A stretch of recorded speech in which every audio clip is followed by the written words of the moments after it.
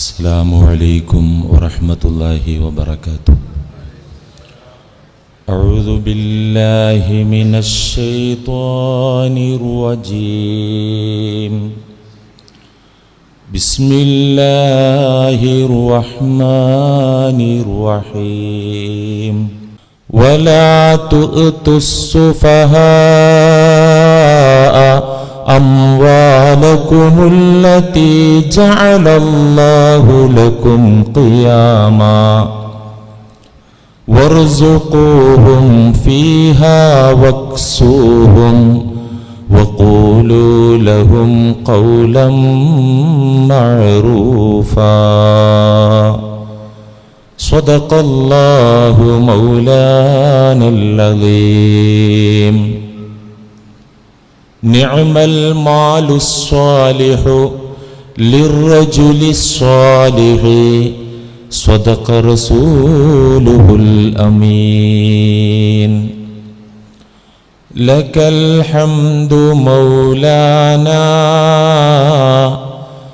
على كل نعمتي ومن جملة النعماء قولي لك الحمد ولا حمد إلا أنت منا بنعمتي فسبحان لا يقوى على حمدك العبد.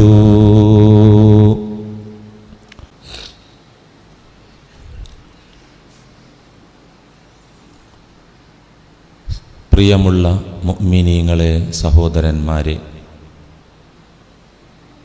കഴിഞ്ഞ ഏതാനും ആഴ്ചകളിലൂടെ ഇവിടെ പറഞ്ഞു വന്ന വിഷയം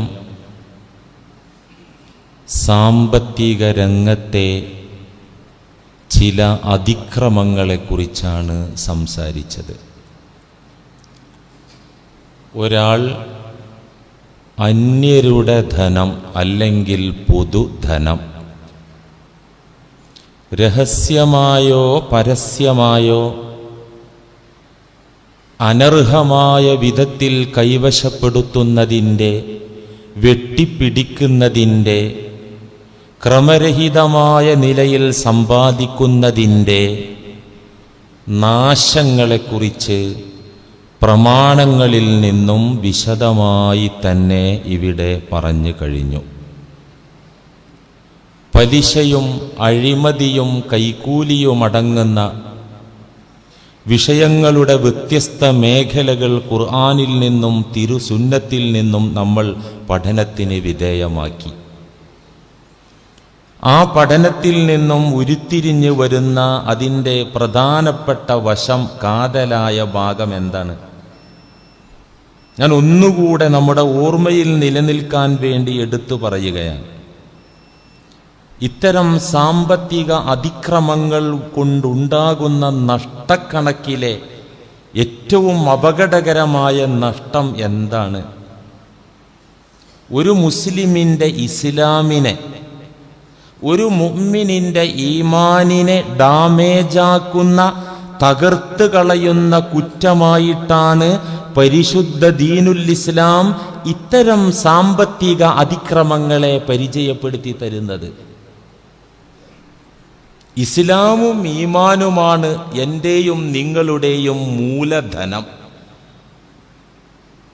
അത് തകർന്ന പിന്നെ ഒന്നുമില്ല, കഥ കഴിഞ്ഞു അതോടുകൂടെ. അള്ളാഹു കാത്തിരക്ഷിക്കട്ടെ.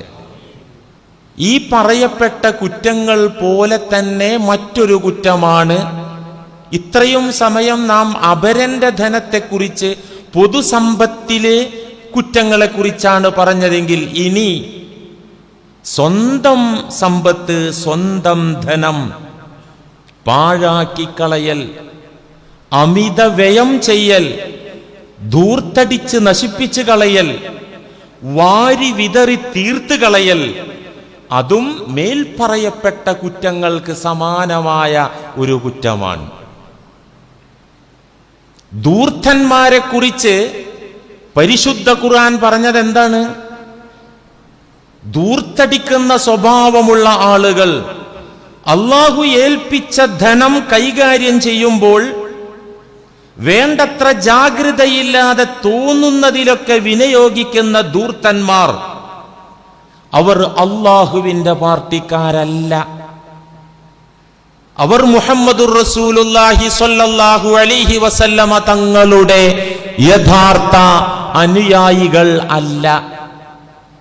പിന്നെ ആരാണ് ധൂർത്തന്മാർ? അവർ പിശാചിന്റെ സന്തത സഹചാരികളും ചെകുത്താന്റെ കൂട്ടാളികളും മിത്രങ്ങളുമാണ് എന്നതാണ് ഖുർആനിന്റെ പ്രഖ്യാപനം. ചെകുത്താന്റെ ചങ്ങാതിമാര്. ഇനി ഇതിനപ്പുറത്ത് എന്താ നമുക്ക് വേണ്ടത്? അതുകൊണ്ട് ഈ വിഷയം നമുക്ക് ഒന്ന് സവിസ്തരം സാധിക്കുന്ന രൂപത്തിൽ നമുക്ക് ഇൻഷാ അല്ലാഹ് ഒന്ന് വിശദീകരിക്കാം. ധൂർത്തിന്റെ പ്രത്യാഘാതങ്ങളെ കുറിച്ച് പറയുന്നതിന്റെ മുമ്പ് ഇന്ന് അതിന്റെ ഒരു ആമുഖമാണ് പറയാൻ ഉദ്ദേശിക്കുന്നത്. ധൂർത്തിനെ കുറിച്ച് മാത്രം വഴല് കേട്ടാൽ ശരിയാവൂല. അതിന്റെ മുമ്പ് എന്താണ് സമ്പത്ത്, എന്തിനാണ് സമ്പത്ത്, എന്താണ് ധനം, എന്താണ് പണം, അതെന്തിനാണ്? ഇതിനുള്ള ഉത്തരം ഓരോ മുസ്ലിമും ആദ്യമായി കൃത്യമായി കണ്ടെത്തിയിരിക്കണം, മനസ്സിലാക്കിയിരിക്കണം. എന്താണ് സമ്പത്ത്, എന്താണ് ധനം, അതെന്തിനുള്ളതാണ്? സമ്പത്ത് അല്ലാഹുവിൽ നിന്ന് വരുന്നതാണ്. സർവലോക പരിപാലകനായ പടച്ച തമ്പുരാൻ അവൻ ഇച്ഛിക്കുന്ന, അവൻ വിഹിതിക്കുന്ന രൂപങ്ങളിൽ അവൻ ഉദ്ദേശിക്കുന്ന ആളുകളെ ഏൽപ്പിക്കുന്നതാണ് സമ്പത്ത്. എന്തിനാ ഏൽപ്പിക്കുന്നത്? പരീക്ഷണമായിട്ടാണ് ഏൽപ്പിക്കുന്നത്. ഖുർആനിന്റെ പ്രഖ്യാപനത്തിന്റെ അടിസ്ഥാനത്തിൽ ഈ ലോകത്തുള്ള സർവ്വതും പരീക്ഷണത്തിന് വേണ്ടി അള്ളാഹു അവതരിപ്പിച്ചതാണ്, ഇറക്കിയതാണ്. അത് അള്ളാഹുവിൽ നിന്ന് വരുന്നതാണ്. ഒരാൾ എത്ര തലകുത്തി മറിഞ്ഞാലും, എത്ര വലിയ വിദ്യാസമ്പന്നനായാലും, എത്ര വലിയ കഠിനമായ പരിശ്രമങ്ങളും പ്രയത്നങ്ങളും നടത്തിയാലും ആ ആളുടെ അധ്വാനം കൊണ്ട് മാത്രം, ശ്രമം കൊണ്ട് മാത്രം, വിവരം കൊണ്ട് മാത്രം, വിദ്യാഭ്യാസം കൊണ്ട് മാത്രം സമ്പത്ത്, പണം, ധനം കിട്ടുന്ന പ്രശ്നമില്ല. അത് അല്ലാഹു ഇച്ഛിക്കുന്നവർക്ക്, അവൻ വിഹിതിച്ചു കൊടുക്കുന്ന ആളുകൾക്ക് മാത്രം ലഭ്യമാകുന്ന ഒന്നാണ് ധനം. അതുകൊണ്ട് തന്നെ സമ്പത്തിന്റെ യഥാർത്ഥ ഉടമസ്ഥൻ അല്ലാഹു സുബ്ഹാനഹു വ തആലയാകുന്നു. ഇസ്ലാമിന്റെ കാഴ്ചപ്പാടിൽ എത്ര വലിയ അതിസമ്പന്നനായാലും, എത്ര വലിയ കോടീശ്വരനായാലും, ലോകത്ത് പ്രസിദ്ധനായ പണക്കാരനായാലും അള്ളാഹുവിന്റെ വീക്ഷണത്തിൽ അയാൾ പരമദരിദ്രനാണ്. കാരണം ആ സ്വത്തിന്റെ യഥാർത്ഥ ഉടമക്കാരൻ, പരമാധികാരി ആ വ്യക്തിയല്ല. അള്ളാഹ് ഏൽപ്പിച്ചു, ക്രയവിക്രയാധികാരത്തോടെ കൈകാര്യം ചെയ്യാൻ സ്വാതന്ത്ര്യം വകവെച്ച് അള്ളാഹ് കൊടുത്ത് ഏൽപ്പിച്ചു തൽക്കാലം എന്നല്ലാതെ അതിന്റെ പരമാധികാരമോ ഉടമാധികാരമോ വാസ്തവത്തിൽ ഒരു വ്യക്തിക്കുമില്ല. എല്ലാ വ്യക്തികളും പരമദരിദ്രരാണ് ഖുർആനിന്റെ വീക്ഷണപ്രകാരം. ശരിയല്ലേ? അള്ളാന്റെ സപ്പോർട്ട് ഇല്ലെങ്കിൽ ഈ കോടാനക്കോടി ഉണ്ടായിട്ട് എന്തായിരിക്കും കാര്യം? നമ്മൾ ഈ ആഴ്ച ലൈവായി കണ്ടല്ലോ ചില സംഭവങ്ങളൊക്കെ. ബോബി ചെമ്മണ്ണൂർ എന്നു പേരുള്ള ബോച്ചെ, ആയിരക്കണക്കിന് കോടികൾ ആസ്തിയുള്ള കേരളത്തിലെ അതിസമ്പന്നന്മാരിൽപ്പെട്ട ഒരാളാണ് ബോച്ചെ. സാധാരണ പണക്കാർക്കൊന്നും കിട്ടാത്ത റോൾസ് റോയ്സ് കാറ് കൊണ്ട് എട്ടിട്ട് രസിക്കുന്ന വലിയ പണക്കാരനാ. പൈസ ഉണ്ടായാൽ കിട്ടുന്ന കാറല്ല അത്രേ അത്. അത് വലിയ തറവാടികൾക്കും റോയൽ ഫാമിലിക്കും മാത്രം പ്രൊഡക്റ്റ് ചെയ്യപ്പെടുന്ന കമ്പനിയാണ് റോൾസ് റോയ്സ് കാറ്. ഇതും വാങ്ങിയിട്ട് കവലകളിലൂടെ അത്താഴപ്പട്ടിണിക്കാരൊക്കെ കയറ്റി വിലസുന്ന മുതലാളി ബോച്ചെ. അയാൾ ഇക്കഴിഞ്ഞ ആഴ്ച വയനാട്ടിൽ നിന്ന് എറണാകുളത്തേക്ക് യാത്ര ചെയ്തു.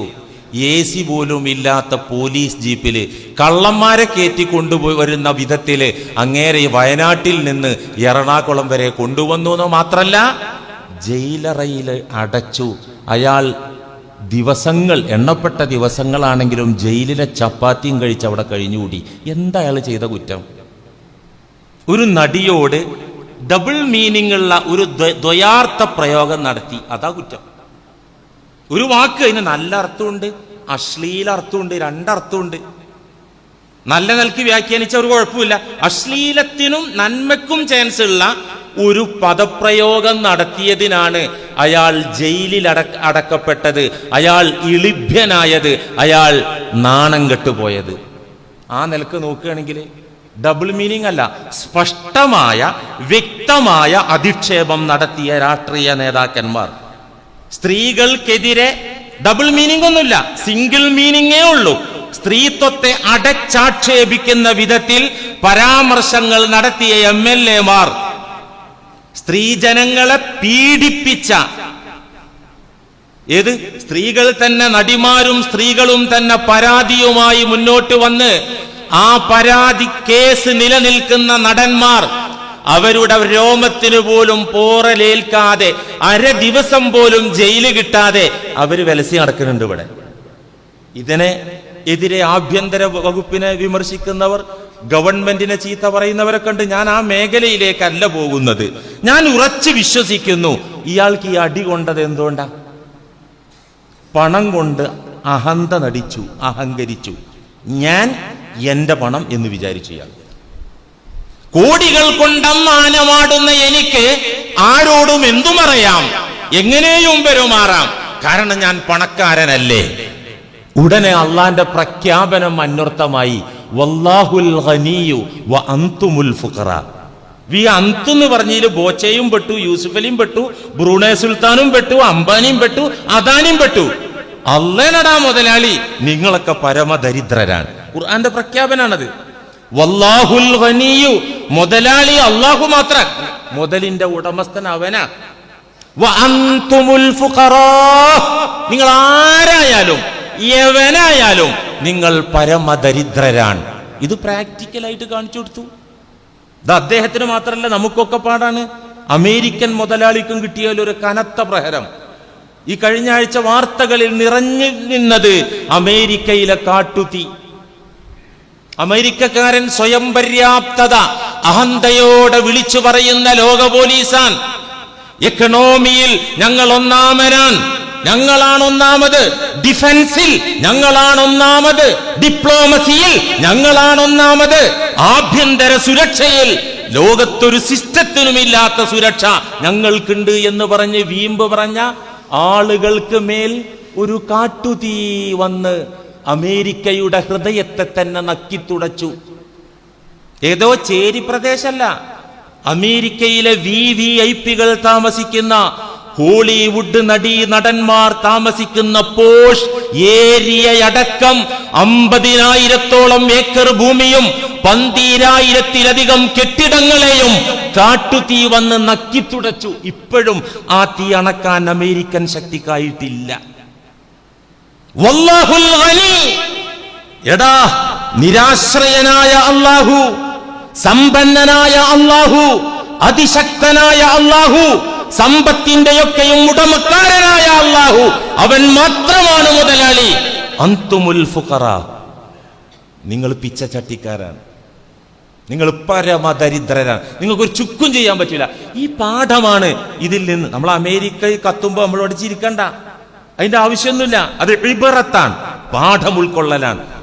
ഏതൊരു അക്രമിക്കും അടിയേൽക്കുമ്പോ നമ്മൾ കയ്യൊട്ടി ചിരിക്കല്ല വേണ്ടത്. പഠിച്ചോനെ, അക്രമികളിൽ നിന്ന് ഞങ്ങളെ രക്ഷിക്കണേ അല്ലാ. ആ അക്രമികൾക്ക് തന്നെ നേർമാർഗം ഇതാണ് മുസ്ലിമിന്റെ മൈൻഡാകേണ്ടത്. കാരണം ഇന്ന് സോഷ്യൽ മീഡിയ ഒക്കെ ആഘോഷിക്കുന്നുണ്ട് അമേരിക്ക കത്തുന്നു എന്ന് പറഞ്ഞിട്ട്.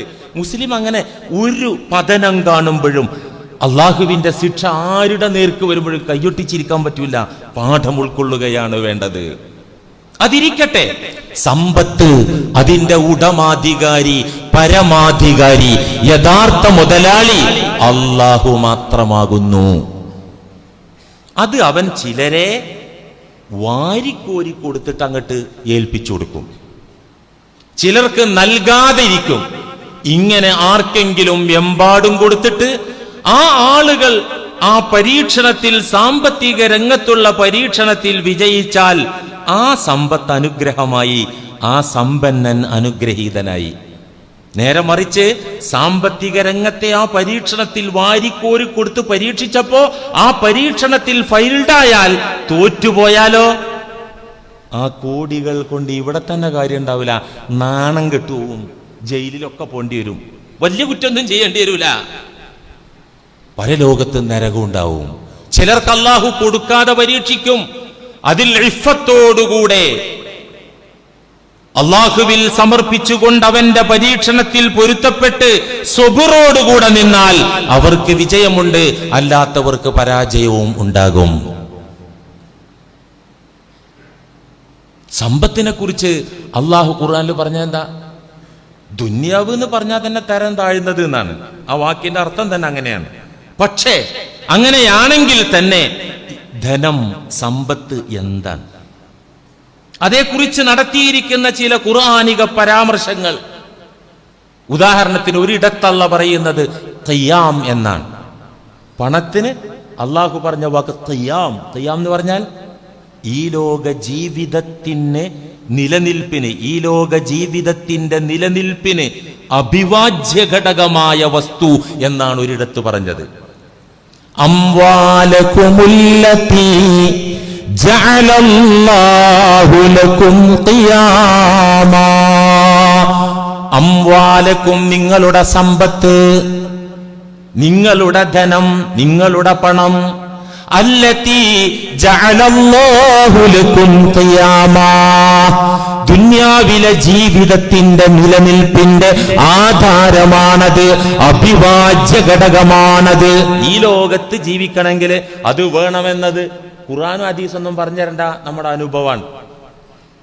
മറ്റൊരിടത്ത് സൂറത്തുൽ ബഖറ 180 പറയുന്നത് പണത്തെക്കുറിച്ച്, ദുന്യാവ് എന്നൊക്കെ പറഞ്ഞ അള്ളാഹ് തന്നെ പറയാണ് പണത്തെക്കുറിച്ച്, സമ്പത്തിനെ കുറിച്ച് ഖൈർ എന്ന്. ഖൈർ എന്ന് പറഞ്ഞാൽ നിങ്ങൾക്കറിയില്ലേ? ഖൈറിന് വേണ്ടി ദ്വാരക്ക് അള്ളാഹ് ഖൈറാക്കി തരട്ടെ പറയല്ലേ? ഖൈർ എന്ന് പറഞ്ഞാൽ എന്താ? ഗുണം, നന്മ. സമ്പത്തിനെ കുറിച്ച് അള്ളാഹ് പറയാ ഖൈർ എന്ന്. കുതിബ അലൈക്കും ഇദാ ഹളറ അഹദകുമുൽ മൗത് ഇൻ തറക ഖൈറനിൽ വസിയ്യതു ലിൽ വാലിദൈനി വൽ അഖ്റബീന ബിൽ മഅറൂഫ് ഹഖ്ഖൻ അലൽ മുത്തഖീൻ. ബഖറ 180 അവിടെ ഖൈർ എന്ന് പറഞ്ഞത്. കുതിബ അലൈക്കും ഇദാ ഹളറ അഹദകുമുൽ മൗത്, നിങ്ങളിൽ ഒരാൾ മരിക്കാൻ പോവുകയാണെങ്കിൽ, എന്നുവെച്ചാല് കുഴിയിലേക്ക് കാല് നീട്ടിന്ന് സ്വമേധയാ ബോധ്യായി, ഇനിയിപ്പോ അധികം കാലൊന്നും ഉണ്ടാവൂല എന്നുള്ള തോന്നല് തോന്നി തുടങ്ങി. അങ്ങനെ തോന്നിയാൽ മരിക്കും മുമ്പ് നിങ്ങളുടെ മേലിൽ ഒരു ബാധ്യതയുണ്ട്. എന്ത്? ഇൻ തറക ഖൈറൻ, ഈ മരിക്കാൻ പോകുന്ന ആള് ഖൈറിനെ ഉപേക്ഷിച്ചു പോവുകയാണെങ്കിൽ, ഖൈറിനെ ഇട്ടേച്ചു പോവുകയാണെങ്കിൽ, ഖൈർ എന്ന് പറഞ്ഞാൽ സ്വത്ത്. അള്ളാഹു സമ്പത്തിന് അവിടെ ഖൈർ എന്നാ പറഞ്ഞത്. ഖൈർ ഇട്ടേച്ചു പോവുകയാണെങ്കിൽ അൽ വസിയ്യത്തു ലിൽ വാലിദൈനി വൽ അഖറബീൻ, മാതാപിതാക്കൾക്കും മക്കൾക്കും സഹോദരി സഹോദരന്മാർക്കും അടുത്ത കുടുംബക്കാർക്കും വേണ്ടി ആ സമ്പത്തിന്റെ കാര്യത്തിൽ വസിയ്യത്താക്കി മരിക്കണം. ഇത് അനന്തരാവകാശ നിയമം അവതരിക്കും മുമ്പുള്ള നിയമമാണ്. ഈ നിയമം ഇന്നില്ല. കൃത്യമായി വാപ്പാക്കിത്രേ, ഒരാൾ മരിച്ചാൽ വാപ്പാക്കിത്രേ, ഉമ്മാക്കിത്രേ, പെൺമകൾക്കിത്രേ, ആൺമകനിത്രേ, ആൺമക്കളും പെൺമക്കളും കൂടിക്കലർന്ന് വന്നാൽ ഇത്രേ എന്നുള്ള അനന്തരാവകാശ നിയമം പിറകെ ഖുർആൻ അവതരിപ്പിച്ചു. ഈ നിയമം വരുന്നതിന്റെ മുമ്പുള്ള നിയമമാണ് എന്ത്? മരിക്കാൻ പോകുമ്പോ കെട്ടിയോൾക്ക് ഇത്ര, വാപ്പച്ചിക്ക് ഇത്ര, ഉമ്മച്ചിക്ക് ഇത്ര വസിയ്യത്ത് പറഞ്ഞു മരിക്കണം. ഇന്ന് ഈ നിയമല്ലട്ടോ. ഇന്ന് ഒരാൾക്കും അതിന് അധികാരമില്ല. ഞാൻ മരിച്ചാൽ എന്റെ ആ മോൾക്ക് അത്ര കൊടുക്കണം, ഈ മോൻ ഇത്ര കൊടുക്കണം, വാപ്പച്ചിക്ക് ഇത്ര കൊടുക്കണം എന്ന് പറയാൻ അർഹതയേയില്ല. ലാ വസിയ്യത്ത ലിൽ വാരിസി, അനന്തരാവകാശികളുടെ കാര്യത്തിൽ മരിക്കാൻ പോണ ആൾക്ക് വസിയ്യത്ത് പറയാൻ പാടില്ല. പുറത്തേക്ക് പറയാം, പള്ളിക്ക് ഇത്ര, യത്തീമക്കൾക്ക് ഇത്ര, ഫക്കീറിന് ഇത്രേ പറയാം. അത് 1/3 കൂടാൻ പാടില്ല. ഞാൻ ഏതായാലും ഇനി പണ്ടാറടങ്ങാൻ അനുഭവിക്കില്ല, ഈ പഹയരുത് തുടരുത് എന്നുള്ള നിലക്ക് അത് പറ്റൂല. മൊത്തം സ്വത്തിന്റെ 1/3 വസിയത്തും പാടില്ല. ഇതൊരു വിഷയം, മറ്റൊരു വിഷയമാണ്, അങ്ങോട്ട് പോവല്ല. ഏതാകട്ടെ, മരിക്കാൻ പോകുന്ന ആളുകള് അനന്തരാവകാശികളുടെ കാര്യത്തിൽ വസിയത്ത് പറയൽ ഇന്നില്ല. ഇത് അനന്തരാവകാശ നിയമം വരും മുമ്പുള്ള നിയമമാണ്. എന്താവട്ടെ, അള്ളാഹു ഈ ഖുർആനിൽ പറഞ്ഞത് എന്താണ്? ഖൈർ. സ്വത്തിന് എന്താ പറഞ്ഞത്? ഖൈർ. അത് ഗുണമാണ്, അത് നന്മയാണ്. ഇന്ന് വെള്ളിയാഴ്ച നമ്മൾ പാരായണം ചെയ്യൽ സുന്നത്തുള്ള സൂറത്തുൽ കഹ്ഫിൽ പറയുന്ന പ്രധാനപ്പെട്ട ചരിത്രത്തിൽ ഒരു ചരിത്രമാണല്ലോ മൂസ ഖദിർ അലൈഹിമസ്സലാം ചരിത്രം. അതിലൊരു ചരിത്രം നമ്മൾ ഓതിയല്ലോ. സ്വാലിഹായ ഒരു ഉപ്പാപ്പ, അള്ളാഹുവിനെ പേടിക്കുന്ന, മുഫസ്സിറുകളുടെ വീക്ഷണത്തിൽ വലിമാരിൽ തന്നെ പെട്ട ഒരു സ്വാലിഹായ ഉപ്പാപ്പ, അദ്ദേഹം സമ്പത്ത്, ധനം, നിധിയായി തന്റെ വീടിന്റെ ചാരത്തുള്ള മതിലിന്റെ താഴെ കുഴിച്ചിടുകയാണ്.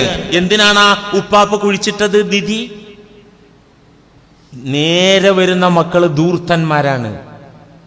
ആ ധൂർത്തന്മാർക്ക് ഈ പണം കിട്ടരുത്. സന്താന പരമ്പരയിൽ സത്യസന്ധരായി നല്ല നിലക്ക് ജീവിക്കാൻ പോകുന്ന 2 എത്തീമക്കൾ വരുന്നുണ്ട്.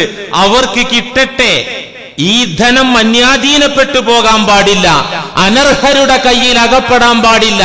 അതിന്റെ അവകാശികളായ അർഹരായ യത്തീമക്കൾക്ക് കിട്ടട്ടെ എന്ന് ചിന്തിച്ച് സ്വാലിഹായ ഒരു ഉപ്പാപ്പ മതിലിന്റെ താഴെ നിധിയായി കുഴിച്ചിട്ടു.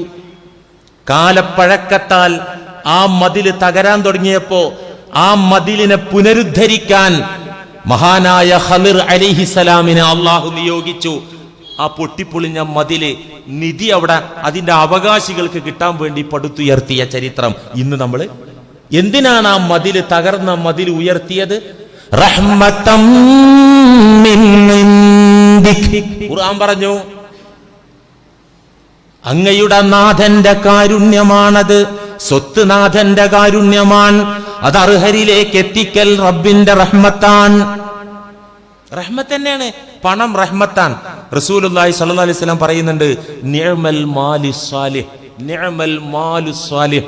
നല്ല സ്വത്ത് എത്ര നല്ലതാ, നല്ല പണം, നിഅമ അതെത്ര നല്ലതാ, എത്ര മെച്ചപ്പെട്ടതാ. ആർക്ക്? ലിർറജുലി സ്വാലിഹി, ഒരു നല്ല മനുഷ്യന്.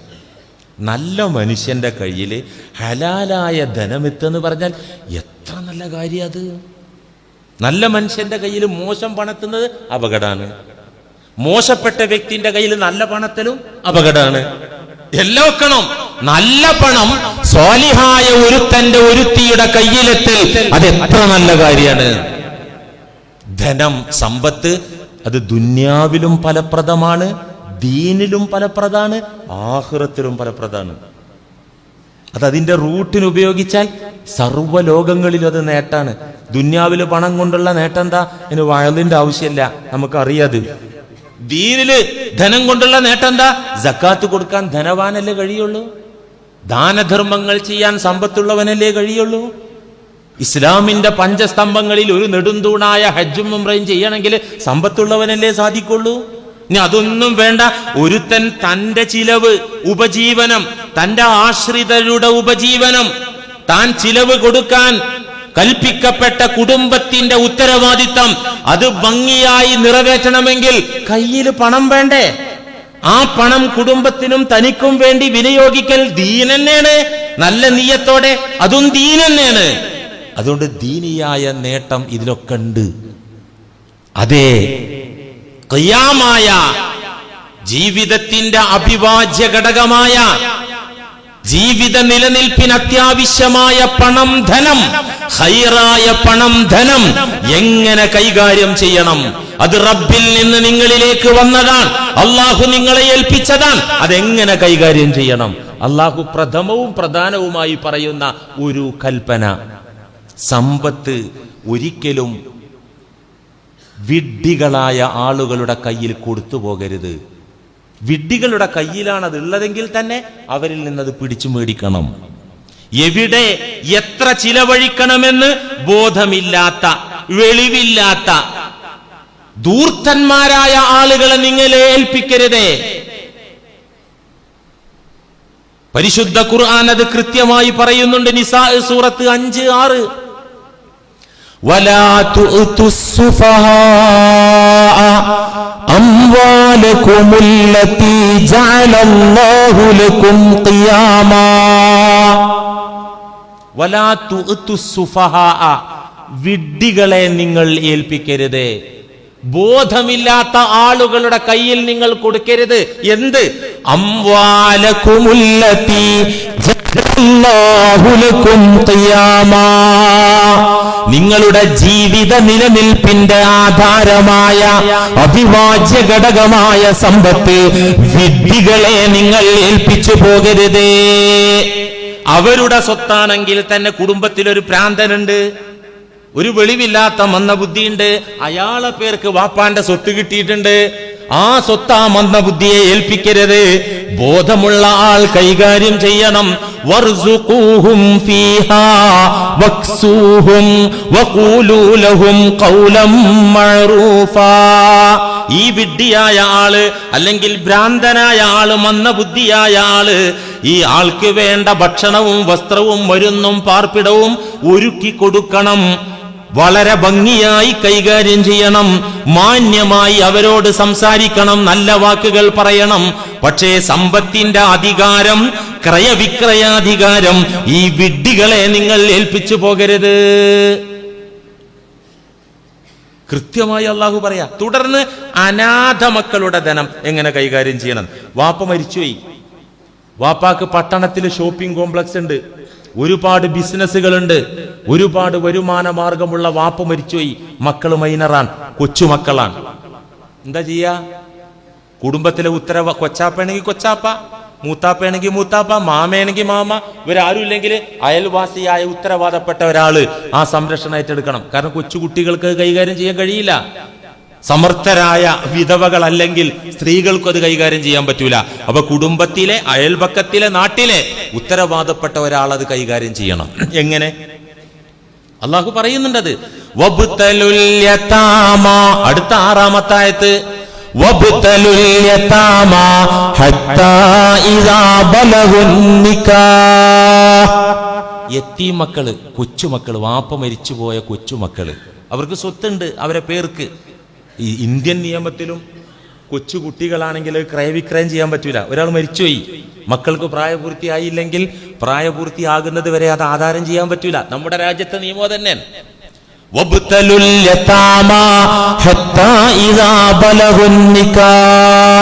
നിങ്ങൾ യതീം മക്കളെ നിരീക്ഷിച്ചു കൊണ്ടിരിക്കണം, പരിശോധിച്ചു കൊണ്ടിരിക്കണം. അവർക്ക് പ്രായപൂർത്തിയാകുന്നത് വരെ, വിവാഹപ്രായമെത്തുന്നത് വരെ. വിവാഹപ്രായം എന്ന് പറഞ്ഞാൽ പ്രായപൂർത്തിയായാൽ ഇസ്ലാമിക ശരീഅത്തിൽ വിവാഹപ്രായമായി, ഇന്നത്തെ കണക്കല്ല. പ്രായപൂർത്തിയാകുന്നത് വരെ ഈ യതീമായ കൊച്ചുമക്കളെ നിങ്ങൾ പരിശോധിച്ചു കൊണ്ടിരിക്കണം. എന്തു പരിശോധിക്കണം? മെച്യൂരിറ്റി ആയോ, വകതിരിവായോ, പൈസ കൈകാര്യം ചെയ്യാനുള്ള വെളിവായോ ഇല്ലേ എന്ന് നിങ്ങൾ പരിശോധിച്ചു കൊണ്ടിരിക്കണം. ഫഇൻ ആനസ്തും മിൻഹും റുഷ്ദാ, നിങ്ങളുടെ പരിശോധനയിൽ 10-16 വയസ്സായ പയ്യൻ, 18 വയസ്സായ യതീമായ പെൺകുട്ടി, ഇവര് കൈകാര്യം ചെയ്യാൻ പര്യാപ്തരാണെന്ന് നിങ്ങൾക്ക് ബോധ്യമായാൽ ഫദ്ഫഉ ഇലൈഹിം അംവാലഹും, ആ ബാപ്പയുടെ സ്വത്ത്, താൻ ഇതുവരെ സംരക്ഷിച്ച അവരുടെ സ്വത്ത്, ബാപ്പ ഇട്ടേച്ചു പോയ സ്വത്ത് അവരെ ഏൽപ്പിച്ചിരിക്കണം. വലാ തഅകുലൂഹാ ഇസ്റാഫൻ വബിദാറൻ അൻ യക്ബറൂ, നിങ്ങൾ അതിൽ നിന്ന് കൈയിട്ട് വാരിയെ ആ യതീം മക്കളുടെ സ്വത്ത് ദൂർത്തടിക്കുകയോ, ഇവര് വലുതായി കഴിഞ്ഞാൽ തിരിച്ചു ചോദിക്കുമല്ലോ എന്ന് പേടിച്ചിട്ട് പെട്ടെന്ന് തിന്നു മുടിക്കുകയോ ചെയ്യരുതേ. സുപ്രധാനമായ ചില തത്വങ്ങളാണ് ഈ ആയത്ത് പഠിപ്പിക്കുന്നത്. 2 ആയത്ത്, 5-6 ആയത്ത് എന്താ പഠിപ്പിക്കുന്നത്? സമ്പത്ത് ബോധമില്ലാത്ത ദൂർത്തന്മാരെയോ, വെളിവില്ലാതെ ദൂർത്തടിക്കുന്നവരെയോ, വലിയ ആൾക്കാരെയിക്കോട്ടെ, വകതിരിവില്ലാത്ത കുട്ടികളെയോ, മന്ദബുദ്ധികളെയോ, ഭ്രാന്തന്മാരെയോ സമ്പത്ത് ഏൽപ്പിക്കാൻ പാടില്ല. ഇനി സമ്പത്ത് അത് കൈകാര്യം ചെയ്യാൻ പറ്റാത്ത ആള് കൈകാര്യം ചെയ്യുകയാണെങ്കിൽ, ഉദാഹരണം ഒരു മുതലാളി വാരി വിതറാണ്, ദൂർത്തടിക്കാണ്, അത്തരം വേളകളിൽ ഇസ്ലാമിക ഗവൺമെന്റിന് ആ സ്വത്ത് അയാളിൽ നിന്ന് പിടിച്ചെടുക്കാൻ അധികാരമുണ്ട്. ഇന്ത്യയിലില്ലട്ടോ ഈ നിയമം. ഒരു മുതലാളി തോന്നിയ മാതിരി ദൂർത്തടിക്കുകയാണെങ്കിൽ ഇസ്ലാമിക ഗവൺമെന്റിന് അത് ജപ്തി ചെയ്യാനും പിടിച്ചടക്കാനും അധികാരമുണ്ട്. കാരണം എന്താ? അള്ളാഹ് പറഞ്ഞു, വെളിവില്ലാതെ ചെലവഴിക്കുന്ന ആളുകളെ സ്വത്ത് ഏൽപ്പിക്കരുത്. അതോടൊപ്പം അനാഥ സംരക്ഷണം. ഒരാൾ അനാഥരെ സംരക്ഷിക്കുകയാണ്. ചേട്ടൻപുള്ളിയാണ് മരിച്ചുപോയത്. ചേട്ടൻപുള്ളിക്ക് ഇഷ്ടം പോലെ സ്വത്തുണ്ടായിരുന്നു. മക്കള് കൊച്ചുകുട്ടികളാണ്. അനിയനാണ് കൈകാര്യം ചെയ്യുന്നത് കൊച്ചാപ്പ. കൊച്ചാപ്പാക്ക് ആദ്യേ അത്താഴം മുട്ടി ജീവിക്കുന്ന ആളാണ് ഈ കൊച്ചാപ്പ. പക്ഷെ ഈ എത്തിയ മക്കളെ സ്വത്ത് നോക്കാൻ 24 മണിക്കൂർ അതിൽ എൻഗേജഡ് ആണ്. 360 ദിവസം അതിൽ എൻഗേജഡ് ആണ്. വേറൊരു പണിക്ക് പോകാനില്ല, വേറൊരു വരുമാനമില്ല. എങ്കിൽ ഈ കൊച്ചാപ്പാക്ക് ആ വരുമാന വിഹിതത്തിൽ നിന്ന് നിശ്ചിത ശമ്പളം പറ്റുന്നതിൽ തെറ്റില്ല. പെത്തിങ്കാനം നടത്തുന്ന ആള് ആചാര്യായിക്കോട്ടെ മൊയ്ലിയരായിക്കോട്ടെ, ഇയാൾ എല്ലാ ദിവസവും അതിൻ്റെ പിരിവായിട്ടും അതിൻ്റെ കമ്മിറ്റിയായിട്ടും ആ മക്കളെ കേസുമായിട്ടും അങ്ങനെ പോവാണ്. വേറൊരു വരുമാനമില്ല, വേറൊരു മാർഗമില്ല. എങ്കിൽ അരി മേടിക്കാനും അത്യാവശ്യം ജീവിക്കാനും വേണ്ട ഒരു സാലറി കൈപ്പറ്റുന്നതിൽ തെറ്റില്ല. എപ്പോൾ വേറെ വരുമാന മാർഗം ഇല്ലെങ്കിൽ, ഉണ്ടെങ്കിൽ അതിൽ തൊടാതിരിക്കലാണ് ഉത്തമമെന്നും വിശുദ്ധി അതാണെന്നും പരിശുദ്ധ ഖുർആൻ വ്യക്തമാക്കി സൂചിപ്പിക്കുന്നു. അതുകൊണ്ട് മുഅ്മിനീങ്ങളെ, അല്ലാഹു സുബ്ഹാനഹു വ തആല പിശുക്കിനെതിരെ ആഞ്ഞടിച്ചതുപോലെ ധൂർത്തിനെതിരെയും ആഞ്ഞടിക്കുന്നുണ്ട്. പിശുക്ക് അള്ളാഹ്ക്ക് തീരെ ഇഷ്ടമല്ല. അത് മുഅ്മിന്റെ ലക്ഷണേ അല്ല. അത് മുശ്രിക്കിന്റെയും കപടന്മാരുടെയും അടയാള. അതേപോലെ തന്നെ അള്ളാഹു വിമർശിച്ചിരിക്കുന്നു ധൂർത്തിനെയും. യാ ബനീ ആദമ ഖുദൂ സീനതകും ഇൻദ കുല്ലി മസ്ജിദ്. അല്ലയോ മനുഷ്യരെ, എല്ലാ ആരാധനാലയങ്ങളിലും എല്ലാ പള്ളികളിലും എല്ലാ പ്രാർത്ഥനാ ഇടങ്ങളിലും നിങ്ങൾ സുന്ദരന്മാരായി വരണം. ഖുദൂ സീനതകും, നിങ്ങൾ അലങ്കാരം. ഇപ്പൊ പള്ളിയിൽ വന്നപ്പോ അങ്ങനെയല്ലേ, നല്ല ഉഷാറുള്ള പെർഫ്യൂമൊക്കെ പുരട്ടി നല്ല വസ്ത്രമിട്ട് നിങ്ങൾ അലങ്കരിച്ചുകൊണ്ട് മൊഞ്ചായിട്ട് വരണം. ഇതെപ്പോഴാണ് ഇറങ്ങിയത്? ജാഹിലിയ കാലത്ത് കഅബാലയത്തിങ്കൽ നഗ്നരായി സ്ത്രീ പുരുഷന്മാർ തവാഫ് ചെയ്തു. പകലിൽ പുരുഷന്മാരും രാത്രിയിൽ സ്ത്രീകളും തുണിയും കോണകവും ഇല്ലാതെ തവാഫ് ചെയ്തു. അപ്പോഴാണ് അല്ലാഹ്, ഇന്നുണ്ടല്ലോ ഇന്ത്യ രാജ്യത്ത് ഒരു നൂൽ ബന്ധം പോലും ഇല്ലാത്ത സ്വാമിമാരുണ്ടല്ലോ. ഇപ്പൊ നമ്മുടെ കേരളത്തിൽ ഈ കഴിഞ്ഞ ആഴ്ച നടന്ന ചർച്ച എന്താണ്? ക്ഷേത്രത്തിൽ കയറുമ്പോൾ കുപ്പായിടണോ വേണ്ടേ എന്നുള്ളതാണ്. അത് ആചാര്യന്മാർ തീരുമാനിച്ചോട്ടെ. ആചാരം അങ്ങനെയാണ്, നമ്മളതിൽ ഇടപെടേണ്ട ആവശ്യമില്ല. ഹിന്ദു സന്യാസിമാർ, സ്വാമിമാർ, ആചാര്യന്മാർ പറഞ്ഞോട്ടെ ക്ഷേത്രത്തിൽ കുപ്പായം വേണോ വേണ്ടേ, അർദ്ധനഗ്നരാകണോ ഫുൾ നഗ്ന, അവർ തീരുമാനിച്ചോട്ടെ. ഇസ്ലാമിന്റെ നിയമം നമ്മൾ പറയുന്നത്. ഇസ്ലാമിൽ അതില്ല, അത് വേണ്ട. ആകുള്ളത് ഹജ്ജിനാണ്, അത് നഗ്നത വേണ്ട. ഒരു തുണി എടുത്തിട്ട് ഒരു മേൽമുണ്ടുണ്ട് പുതക്കാൻ, തല മാത്രമേ തുറന്നിട്ടുണ്ട്. പെണ്ണാണെങ്കിൽ മുഖവും മുൻകൈയോ തുറന്നിട്ടുണ്ട്, ബാക്കിയുള്ള ഭാഗമൊക്കെ മറക്കന്നെ വേണ്ടത്. നഗ്നത വേണ്ട. നിങ്ങൾ പള്ളികളിൽ വരുമ്പോൾ അലങ്കാരത്തോടുകൂടെ വരിക. എന്നിട്ടല്ല പറയാ കുലു വഷ്റബു, നിങ്ങൾ തിന്നണം, നിങ്ങൾ കുടിക്കണം. നിങ്ങൾ മന്തി കഴിച്ചോ, കുഴിമന്തി കഴിച്ചോ, കിട്ടുന്ന ഷവായ ഹബ്ബിൽ പോയിട്ട് അടിച്ചോ, നിങ്ങൾക്ക് കിട്ടുന്ന ഭക്ഷണങ്ങൾ നല്ലത് നിങ്ങൾ കഴിച്ചോളൂ, വഷ്റബു നിങ്ങൾ കുടിച്ചോളൂ, ജ്യൂസ് നല്ലതാണ്, അങ്ങനെയൊന്നും പറയണ്ട. പൊട്ടത്തരം, കള്ള കുടിക്കാൻ പറ്റാത്തുള്ളൂ. ജ്യൂസ് കുടിക്ക, കുഴപ്പമില്ല. കുലു വഷ്റബു, നിങ്ങൾ കഴിച്ചോളൂ, നിങ്ങൾ കുടിച്ചോളൂ, അതൊക്കെ നിങ്ങൾക്കുള്ളതാണ്. പക്ഷേ വലാ തുസ്രിഫു, നിങ്ങൾ ധൂർത്തടിക്കരുത്. തീറ്റ കുടിയുടെ കാര്യത്തിലും ധൂർത്ത് വേണ്ട. ഒരു കല്യാണം നടത്തുമ്പോൾ എനിക്ക് അത്യാവശ്യം നല്ല പൈസ ഉള്ള ആളാണ്, സൗകര്യമുള്ള ആളാണ്, ഞാൻ തീരുമാനിച്ചൊരു 5000 ആൾക്കാർക്ക് ഫുഡ് കൊടുക്കാൻ ഒരു കുഴപ്പമില്ല. ചിലർ അതിനെയും കുറ്റം പറയുന്നുണ്ട്. എന്ത് ധൂർത്ത്?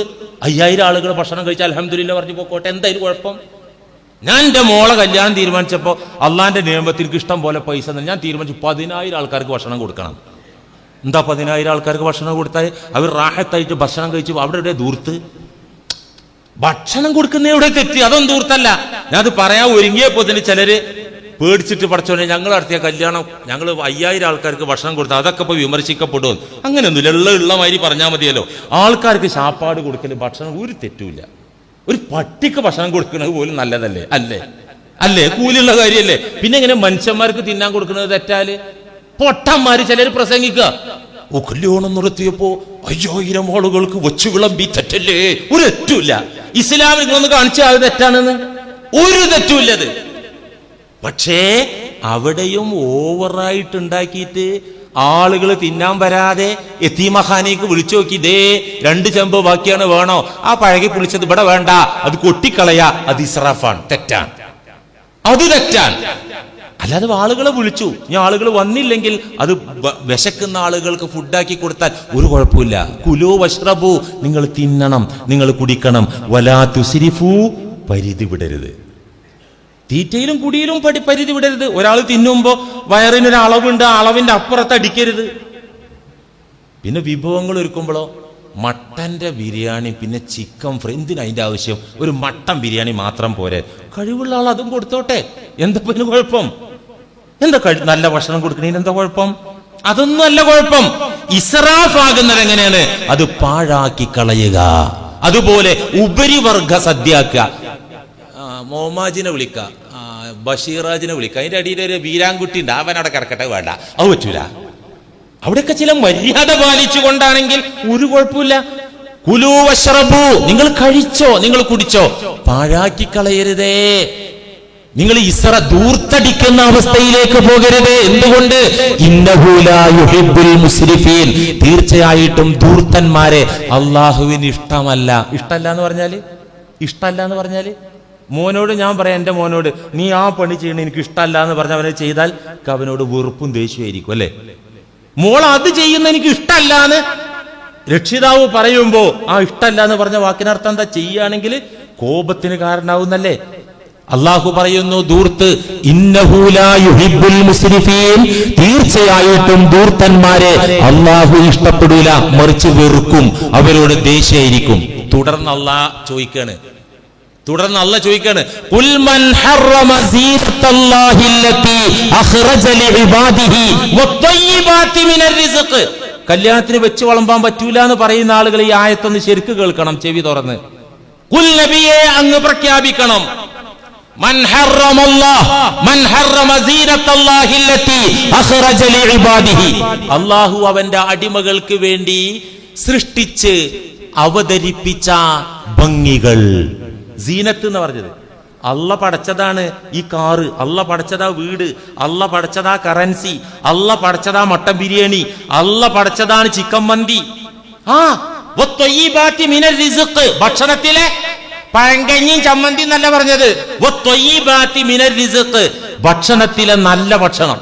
അത് ഹലാലിന്റെ വിഷയത്തിലുള്ള അതാകട്ടെ, ക്വാളിറ്റി കൊണ്ട് നല്ലതാകട്ടെ, ത്വയ്യിബാത്ത് ആകട്ടെ, നല്ല വിഭവങ്ങൾ.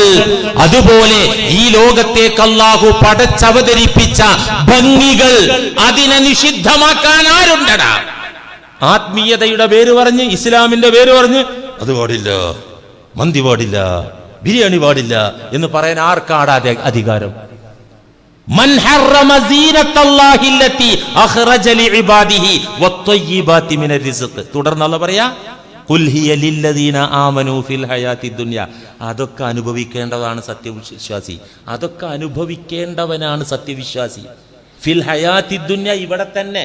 ഖാലിസത്തൻ യൗമൽ ഖിയാമ, പരലോകത്തെ മുഅ്മിനീങ്ങൾ അവർ മാത്രമേ ഈ സുഖ സൗകര്യങ്ങൾ അനുഭവിക്കൂ. ഇവിടെയും മുഅ്മിനീങ്ങൾ അത് അനുഭവിക്കണം. മുഅ്മിനീങ്ങൾക്ക് വേണ്ടി അതൊക്കെ ഉള്ളത്. ആ കൂട്ടത്തിൽ മുശ്രിക്കും കാഫിറും മുനാഫിക്കും ഒക്കെ തിന്നു കുടിച്ചു പോവാണ് ഈ അനുഗ്രഹങ്ങള്. ഇത് മുഅ്മിനീങ്ങൾക്ക് വേണ്ടി തന്നെ ദുന്യാവിലും അള്ളാഹ് അവതരിപ്പിച്ചത്. ഈ പറഞ്ഞതിന്റെ ആകത്തുക എന്താണ്? സമ്പത്ത്, സുഖ സൗകര്യങ്ങള്, അതുപോലെ തന്നെ വിഭവങ്ങള്, ഇതൊക്കെ അള്ളാഹ് പഠിച്ചത് തന്നെയാണ്. ഇതൊക്കെ മുഅ്മിനീങ്ങൾക്ക് ഉപയോഗിക്കാനുള്ളത് തന്നെയാണ്. പരിധി വിടരുതേ, ദൂർത്താകരുതേ എന്നൊരു കണ്ടീഷൻ മാത്രമേ ഉള്ളൂ. അല്ലാതെ ഉപയോഗിക്കുന്നതിൽ തെറ്റുമില്ല. എപ്പോഴാ ദൂർത്താകുക? ഞാനിപ്പോ ഒരു മാരുതിയുടെ സ്വിഫ്റ്റ് വാങ്ങിയാൽ എന്നെ സംബന്ധിച്ചിടത്തോളം അത് ദൂർത്താവില്ല. ഹൈബ്രിഡ് ഇന്നോവ പുതിയ മോഡൽ വാങ്ങാൻ ഞാൻ നിന്നാൽ അത് ദൂർത്ത് ഇസ്രാഫ് ആവും. ഞാൻ എന്റെ നിലവാരം നോക്കിയിട്ട് എനിക്ക് വാങ്ങാൻ പറ്റുള്ളൂ. അതുകൊണ്ട് നിരുപാധികം പറയാ 5000 ആളുകൾ വിളിച്ച കല്യാണം ഇസ്രാഫാണ്, ദൂർത്താണ് പറയാൻ പറ്റൂല. ഏറ്റവും ലേറ്റസ്റ്റ് മോഡൽ ഇന്നോവ വാങ്ങുന്നത് ദൂർത്താണ് പറയാൻ പറ്റൂല. നിരുപാധികം വാങ്ങുന്ന ആളുടെ ലെവല് നോക്കിയിട്ടേ ദൂർത്താണോ അല്ലേ എന്ന് പറയാൻ പറ്റുള്ളൂ. ഇപ്പോ റോയൽ ഫാമിലി സൗദിയിലും അറബ് രാജ്യം അവരൊക്കെ റോൾസ് റോയ്സാ ഉപയോഗിക്കുന്നത്. അത് ഇസ്രാഫാണോ? അവർക്കത് വേണ്ടി വരും രാജാക്കന്മാർക്ക്. അത് ഇസ്രാഫല്ല. അതുകൊണ്ട് ഏതാണ് ഈ ദൂർത്ത്, ഏതല്ല ദൂർത്ത്, നമുക്കൊന്ന് വേർതിരിച്ച് പഠിക്കാം ഇൻഷാ അല്ലാഹ്. അല്ലാഹു സുബ്ഹാനഹു വ തആല അനുവദിച്ചത് അവന്റെ ഇഷ്ടപ്രകാരം അനുഭവിക്കാനും അവൻ വിലക്കിയതിൽ നിന്ന് മാറി നിൽക്കാനും നമുക്കൊക്കെയും തൗഫീഖ് നൽകി.